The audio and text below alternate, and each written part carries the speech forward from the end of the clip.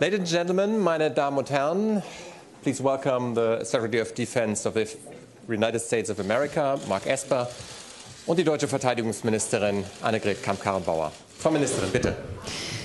Lieber Mark, meine sehr geehrten Damen und Herren, ich freue mich sehr, dass wir zum Abschluss des Treffens der Core-Kräfte der internationalen Koalition im Kampf gegen den IS und heute hier die Ergebnisse der Presse präsentieren können. Dieses Treffen heute war ein ganz wichtiges Treffen. Sie wissen, dass der Kampf gegen den IS noch nicht beendet ist. Wir haben große Fortschritte erzielt. Der IS ist in der Fläche zurückgedrängt, aber er ist noch nicht besiegt. Wir haben zurzeit eine unruhige innenpolitische Situation im Irak. Und deswegen war es wichtig, dass wir heute im Vorfeld der Münchner Sicherheitskonferenz hier zusammengekommen sind, um darüber zu beraten, wie wir den Kampf gegen den IS fortsetzen wollen. Und es war wichtig, dass an dieser Beratung auch der Generalsekretär der NATO, Jens Stoltenberg, teilgenommen hat, weil wir in beiden Missionen, OIR und der NATO-Mission, ein gemeinsames Ziel verfolgen, nämlich den Terror zurückzudrängen.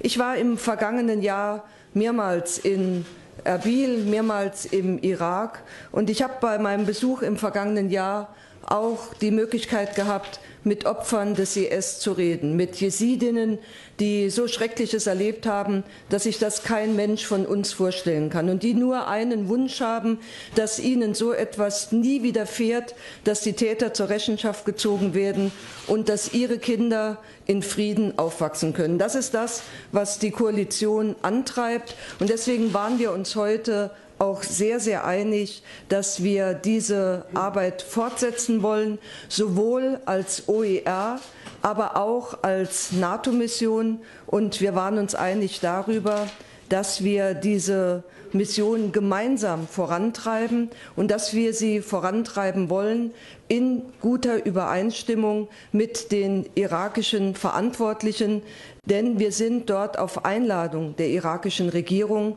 und wir können auch nur dort bleiben, und zwar alle gemeinsam, wenn diese Einladungen weiter fortbestehen.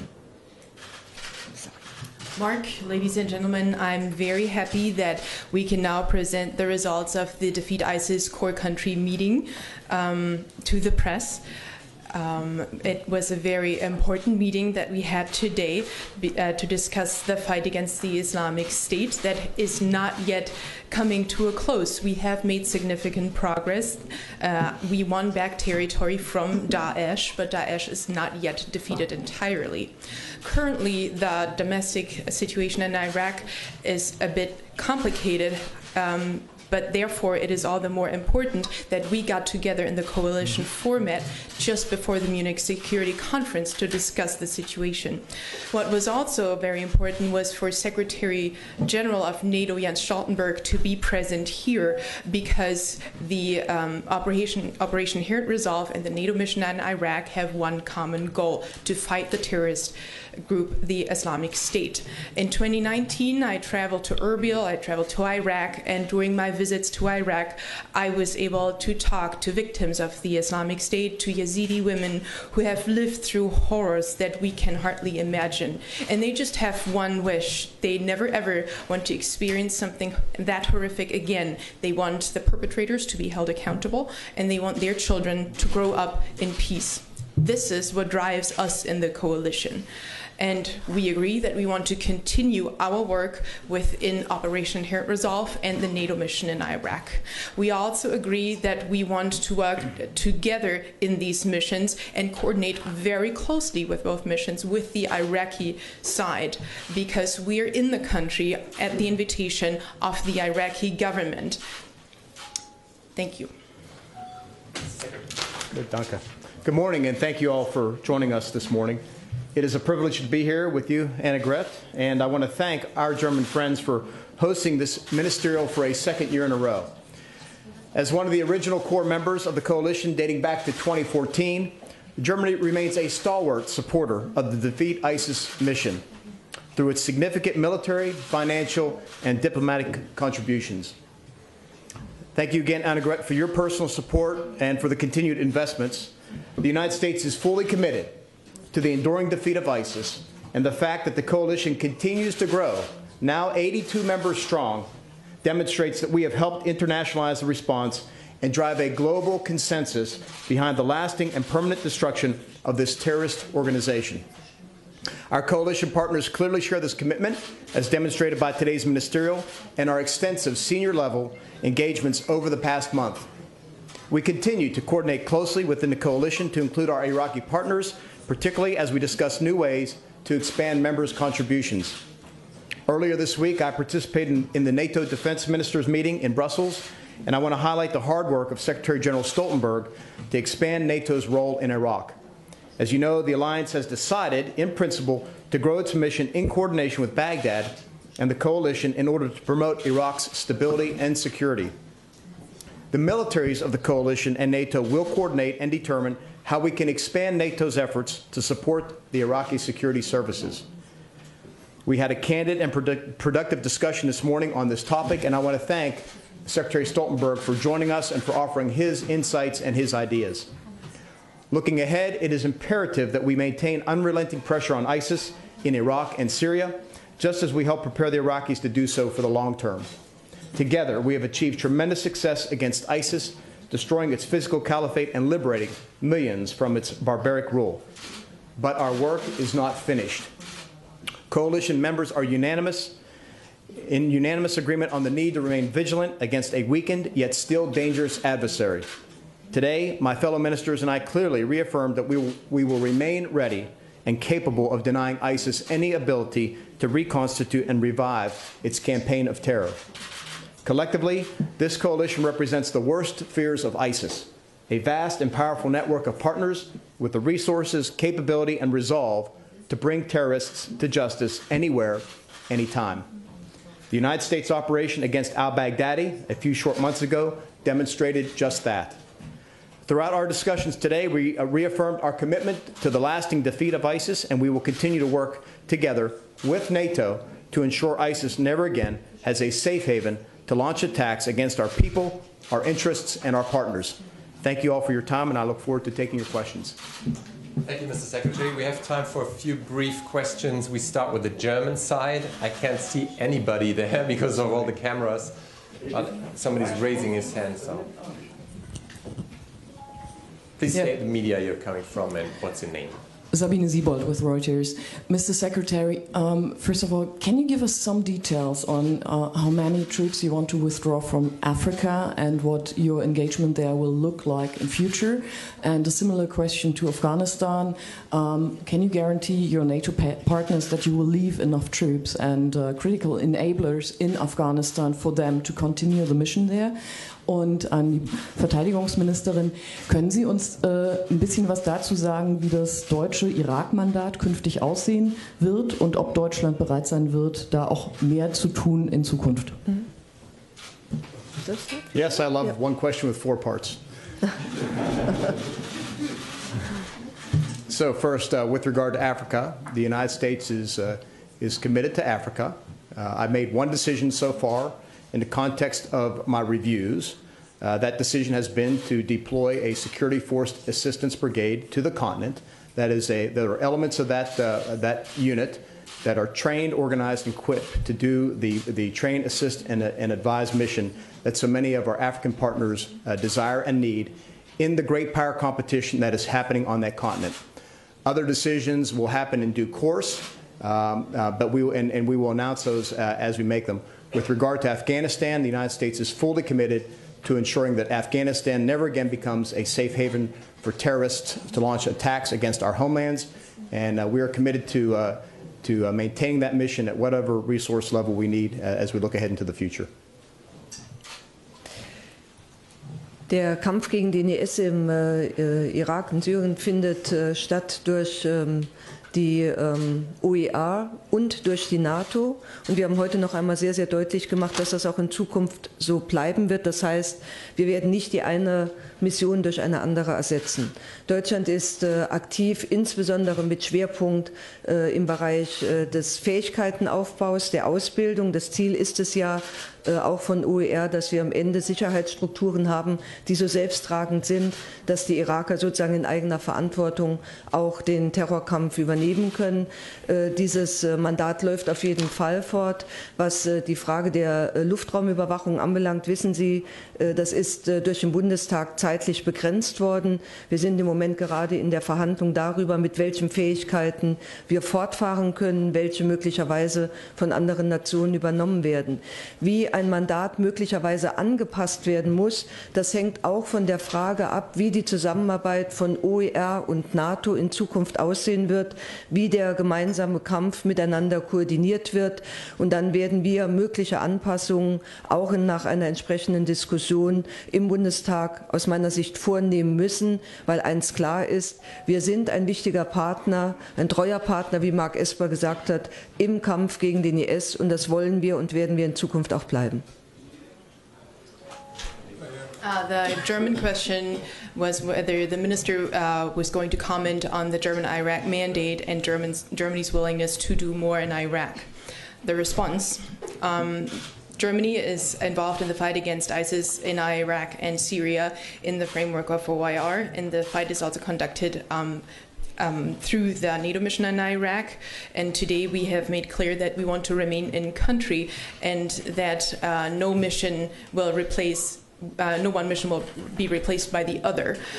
Germany is active in capacity building and training efforts, and the goal here is also of OIR to create self-sufficient structures in Iraq so that the Iraqi forces will be able to fight terrorism themselves. This is also what's the goal of the mandate, and that will continue. However, with regards to the airspace surveillance, the German parliament, the Bundestag, put a time limit on that mandate, and we're currently involved in negotiations as to how we're going to handle this in the future and whether other nations may or may not take over parts of our contributions there. The question whether a mandate needs to be adapted and at some point also really depends very much on the cooperation between OIR and NATO and our common coordinated fight against this terrorist organization. And once this is more clear, then there will surely be discussions in the German Bundestag, in the parliament, and then a decision on that has to be made. What remains clear is that we are an important and a very true partner in the fight against the Islamic State, and we will remain just that. Okay. Bob Burns, Associated Press.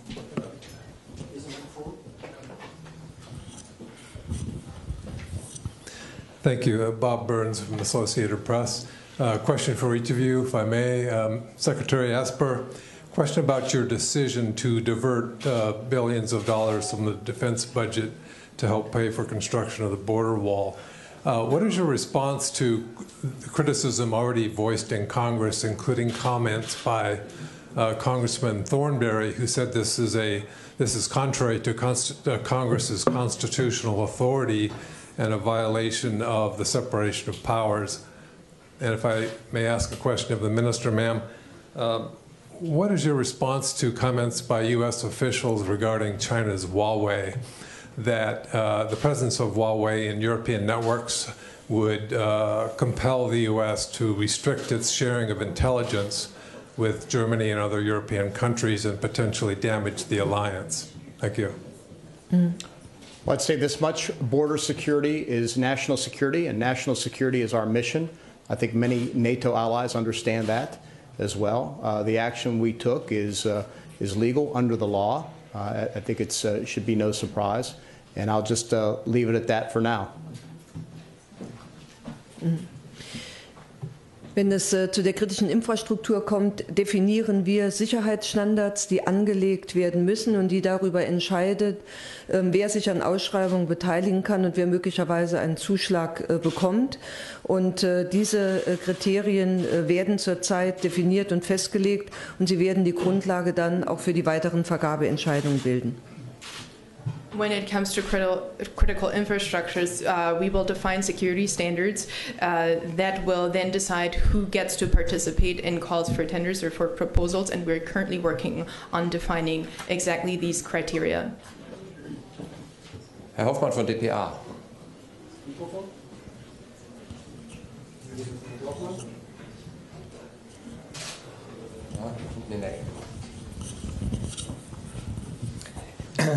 Hoffmann hier. Ich habe eine Frage an beide Minister. Sie haben ja sehr stark bekräftigt, dass Sie den Kampf fortsetzen wollen und müssen. Aber Sie haben noch nicht ausreichend geschildert, aus meiner Sicht, in welcher Art Sie das tun wollen. Können Sie das nochmal ausführen? I have a question to both ministers. You just said that you want to and are determined to continue the fight against the Islamic State, but you have not yet laid out in detail how you're going to do that. Can you maybe elaborate that on that a bit more? Well, I think, at least from the United States perspective, we are involved in the fight against ISIS from Africa all the way through the Middle East into Afghanistan, and we remain engaged at a national level. We've committed considerable resources to this fight, and we are committed to the enduring feat. Under President Trump's leadership and his additional resources, we ended the physical caliphate in and of itself. And then, of course, with actions we've taken against many ISIS leaders, we've removed a great deal of their leadership and capability. So we are committed to the fight. With regard to the next steps, NATO's role in terms of picking up some of the coalition missions, those are issues to be discussed. I applaud Secretary General Stoltenberg for leaning forward so quickly and pulling the alliance together and having these discussions to reach in a matter of weeks an agreement in principle to pick up more of this mission, at least with on the train, advise, and assist side. Says a lot about him and says a lot about the commitment and willingness of all of our partners, allied partners, to work with us to ensure the enduring defeat of ISIS. More details will come in due course. Wir sehen heute im Bereich von OEA und der NATO-Mission, dass wir ja schon mit einer ganzen Reihe von Assets in den Kampf gegen den IS gegangen sind. Das ist sozusagen der eigentliche Kampf, das eigentliche Zurückdrängen der Terroristen. Das ist aber auch die Frage der Unterstützung dabei. Das ist die Frage des Schutzes der eigenen Kräfte. Das ist die Frage, die Fähigkeiten bei den irakischen Truppen aufzubauen, sie zu trainieren, sie sozusagen auch zu begleiten. Und diese Assets werden auch in Zukunft weiter erhalten bleiben. Welche dann sozusagen vor allen Dingen von der NATO und welche von der OEA vielleicht in veränderten Anteilen ausgeübt werden, das ist etwas, was die militärischen Führer jetzt entsprechend auch beraten werden. Und insofern wird sich am gesamten Asset, wie wir den Kampf angehen, nichts ändern. So today we're already, of course, fighting the Islamic State in the framework of OER and NMI with a large number of assets, and that actually constitutes the actual fighting and driving back the Islamic State. This includes support measures, force protection, capacity building for the Iraqi security forces, training to them, and in a sense also accompanying them. And we want to make sure that we actually keep these assets in place. However, whether there's going to be a change between OIR or NMI responsibilities, whether we redistribute which mission does what, is something that is to be discussed by the military leaders and commanders. The only thing that is for certain is that these assets will remain as just a question of how it's going to be distributed. Carla Babb, Voice of America. Mr. Secretary, Madam Minister, Carla Babb from Voice of America. Madam Minister, will Germany honor its Wales pledge to spend 2% of GDP on defense spending by 2024? And if not, why not? And then, Mr. Secretary, on the Philippines, now that you have had some time to digest the notice of termination of the visiting forces agreement, do you still feel that that is a move in the wrong direction? Where do you plan on relocating these U.S. forces? And are you concerned that China will feel that they have free reign in the South China Sea now that there won't be ground-based U.S. troops nearby? Should I go first? Okay, Esther? Well, Deutschland hat im Rahmen der NATO versprochen, dass es 2% seines Bruttoinlandsproduktes für Verteidigung ausgeben wird. Das bedeutet übersetzt, dass wir 10% der Fähigkeiten, die die NATO bietet, übernehmen werden. An diesem Ziel halten wir fest. Dieses Ziel gehen wir Schritt für Schritt an. Es ist ausgeplant und an dieser Zusage wollen wir nichts verändern, weil es eine Zusage ist, nicht nur der Solidarität mit unseren Partnerinnen und Partnern, sondern vor allen Dingen auch ein Versprechen in unsere eigene Sicherheit. Within NATO, Germany promised to spend 2% of its GDP on defense, and that basically constitutes 10% of NATO's capabilities that we would then contribute, and we want to stick to that goal, to that pledge, and we will get to that step by step. We will not change that pledge, that promise, because it is not only a sign of our solidarity with our partners, but it is also a promise that we made towards our own security. With regard to the Philippines, we just received that notification 2 nights ago, 3 nights ago. I will get briefed on it when I get back. Obviously, the last 48 hours, my focus has been on NATO, on defeat ISIS and other related issues. So my view is still that this would be a move in the wrong direction, but we have time to respond and work with them on the way forward. And I'm hopeful that given the long-standing ties between our militaries, between our peoples, between our countries, we'll endure, and we'll just take it one step at a time. And the second part on China. Okay. On China's feeling emboldened with the U.S. ground. Thank you. And the second part on China feeling emboldened with no ground-based U.S. troops nearby in South China. That's just speculation right now. We're not there. We're just got notified 48, 72 hours ago. We'll take this one step at a time. Thank you so much, everybody. Thank you. Okay, thank you.